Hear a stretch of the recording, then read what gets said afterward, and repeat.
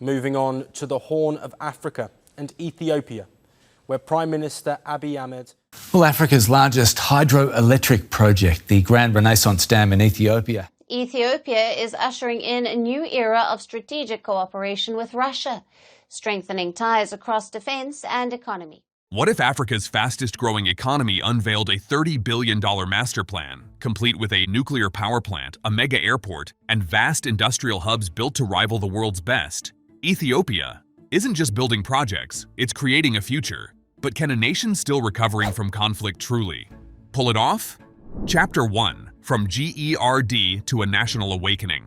For Ethiopia, the Grand Ethiopian Renaissance Dam was never just a hydro project. It was a declaration of self-reliance and national unity. After nearly 2 decades of delays, political tension, and regional disputes, GERD finally reached full generation capacity, one of Africa's greatest engineering triumphs. At its inauguration, Prime Minister Abiy Ahmed called it a new chapter, promising that the power of the Blue Nile would fuel not only electricity, but ambition itself. State Minister Tesfahun Gobeze described GERD as a golden opportunity, a springboard for Ethiopia's next transformation.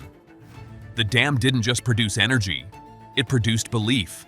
A belief that Ethiopia could dream big, build boldly, and shape its own destiny. From harnessing the Nile's power, the nation is now reaching for atomic energy and beyond. Chapter 2. The $30 billion vision. That confidence has evolved into a $30 billion development blueprint, one of the boldest in Africa's history. The plan spans energy, industry, and transport, the backbone of Ethiopia's next economic era. At its core lies a peaceful nuclear facility, Ethiopia's first step toward atomic power in cooperation with Russia's Rosatom. Alongside it, a new oil and natural gas complex is being built to refine domestic resources and cut fuel imports. A mega international airport near Addis Ababa, expected to handle up to 100 million passengers a year, aims to make the capital a true continental hub. Add to that a modern fertilizer factory for food independence, plus new housing, rail, and irrigation projects. Each tackles a long-standing weakness: power shortages, trade deficits, import dependency, and forming a master plan for economic sovereignty. To grasp the scale, $30 billion is about the cost of building an entire new Panama Canal. Chapter 3. Africa's new power play. These projects signal a historic shift from aid dependency to self-determination. Ethiopia is positioned as a driver of industrialization, not a recipient of charity.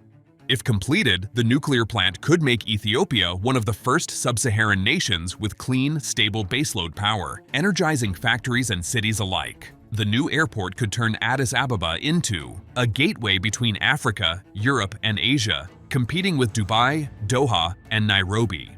Meanwhile, the fertilizer and gas initiatives align with food security and continental trade goals under the African Continental Free Trade Area. Observers call this Africa's new infrastructure moment, proof that African economies can move from fragile to forward-thinking. Chapter 4. The global context. Ethiopia's ambition plays out on a global chessboard. China, the US, and the EU are investing heavily across Africa, but Ethiopia wants to set its own terms. Partnering with Rosatom deepens ties with Russia and highlights a multipolar approach, no longer choosing sides but leveraging all. While much of the developed world debates nuclear expansion, Ethiopia is charging ahead, betting atomic energy will secure its place in the next energy era. Analysts compare this to South Korea in the 1970s, when state-driven industrialization turned a poor nation into an export powerhouse. Ethiopia's plan channels that same boldness, centralized, unapologetic, and future-oriented. In a world full of promises about progress, Ethiopia is trying to build it. Chapter 5. Jobs, Power, and Pride. The impact reaches far beyond infrastructure. It's about jobs, power, and pride. The government says the projects could create hundreds of thousands of jobs across construction, energy, and manufacturing. For a youthful nation of 120 million, that means new opportunities and upward mobility. Reliable electricity keeps factories running. Expanded transport links open new export routes. Increased fertilizer output boosts crops and reduces imports. Tesfahun Gobaze calls these vital steps toward Ethiopia's all-around growth, the continuation of the GERD legacy. Ethiopians already refer to this as the Second Renaissance, proof that Africa can finance and execute complex, world-class projects. The emotion behind it is powerful, a collective belief that Ethiopia's destiny lies in its own hands. Chapter 6: Funding, Feasibility, and Fallout. But ambition meets reality. The funding gap is huge. With high inflation and limited reserves, raising $30 billion will stretch Ethiopia's finances. Foreign investors see potential and danger. Then there's the nuclear challenge. Long timelines, safety oversight, and strict regulation. Even with Rosatom's expertise, Ethiopia needs years of training and infrastructure before atomic energy becomes a reality. The airport could face delays, land disputes, or environmental opposition, while political tensions might test the government's focus. Some economists warn that mega projects can overshadow social programs. As one analyst put it, ambition alone doesn't pour concrete. Whether this vision becomes Ethiopia's crown jewel or its cautionary tale will depend on management, stability, and transparency. Chapter 7: Can Ethiopia deliver? Even with obstacles, momentum is real.